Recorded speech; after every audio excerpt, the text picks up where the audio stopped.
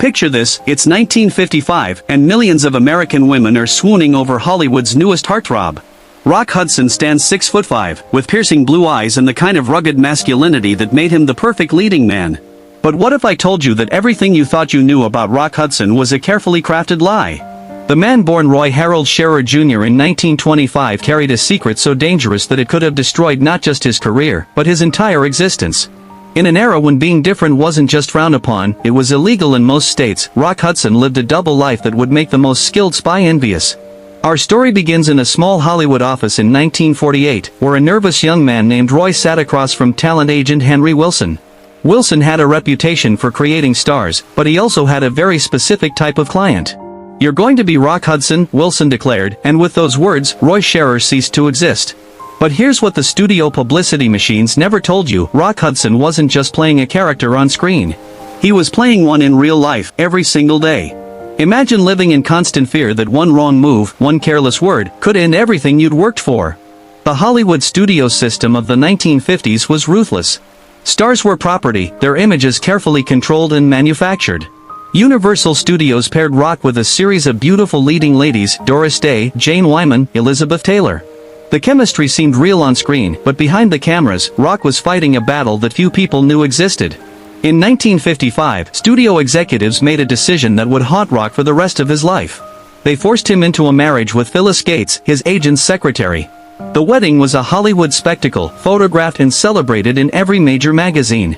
But those who knew Rock personally witnessed something heartbreaking at that ceremony: a man sacrificing his authentic self on the altar of public expectation.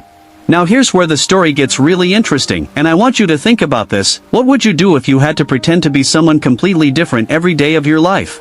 How long could you maintain that facade? Phyllis later revealed in interviews that she suspected the truth from the beginning, but the pressures of the time made it impossible to address. She spoke of lonely evenings, of a husband who seemed distant and troubled, of a marriage that existed only for the cameras. The divorce came 3 years later, citing mental cruelty, but the real cruelty was what society was doing to both of them. Rock's closest friends from that era paint a picture of a man living in constant anxiety. Tom Clark, a makeup artist who worked with Rock for over 2 decades, described finding him in his dressing room after filming, hands shaking, staring at himself in the mirror. He would say, "Tom, I don't know who I am anymore," Clark recalled in a 1986 interview that was buried by the studios. The weight of deception began showing in Rock's performances. If you watch his films from the late 1950s carefully, you can see something different in his eyes, a sadness that the makeup couldn't cover. His co-star Elizabeth Taylor noticed it too. She later wrote in her memoirs that Rock seemed like a beautiful bird trapped in a golden cage. But Rock wasn't just hiding from the public, he was hiding from himself. Dr. Rebecca Martinez, who researched Hollywood's hidden histories, discovered appointment records showing that Rock regularly visited a psychiatrist under a false name. The sessions, according to fragments of notes found in estate sales, revealed a man desperately trying to reconcile his public persona with his private truth. The 1960s brought some relief. Rock found love with Mark Christian, a relationship that lasted for years but had to be conducted in complete secrecy. They lived together, but when reporters came calling, Mark had to hide in backrooms or claim to be just a friend visiting. Can you imagine the pain of having to deny the person you love most in the world? The strain was enormous. Rock's housekeeper, Maria Santos, who worked for him for 15 years, described finding him sitting alone in his garden at dawn, still in his tuxedo from premieres, tears streaming down his face. "Mr. Hudson was the loneliest man I ever knew," she said in a rare interview given years after his death. Here's the part that will break your heart: Rock Hudson never got to experience what most of us take for granted, the simple freedom to be yourself. Even at the height of his fame, earning millions, and beloved by fans worldwide, he couldn't hold hands with the person he loved in public, couldn't introduce his partner as anything more than a friend. The final chapter of Rock's story began in 1984 when he started showing signs of illness. The disease that would eventually claim his life was still largely misunderstood and heavily stigmatized. For months, he tried to hide his condition, using makeup to cover the physical changes, avoiding public appearances. The man who had spent his entire career hiding who he truly was now had to hide once more, this time his mortality. But in those final months, something remarkable happened. Rock began reaching out to old friends, having conversations he'd never dared to have before.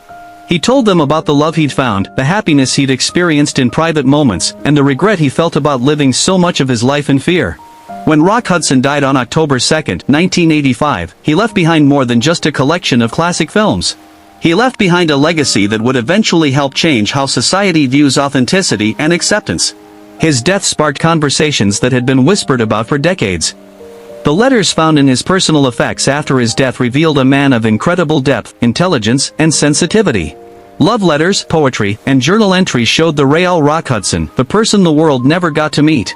One entry, dated just months before his death, simply read, "I wish I could have been brave enough to be myself sooner." Rock Hudson's story isn't just about Hollywood glamour or hidden secrets. It's about the price of living inauthentically, about a society that forced people to choose between love and acceptance, between truth and success. I leave you with the song Rock loved to listen to in his private moments, "The Way You Look Tonight" by Frank Sinatra. See you in the next video.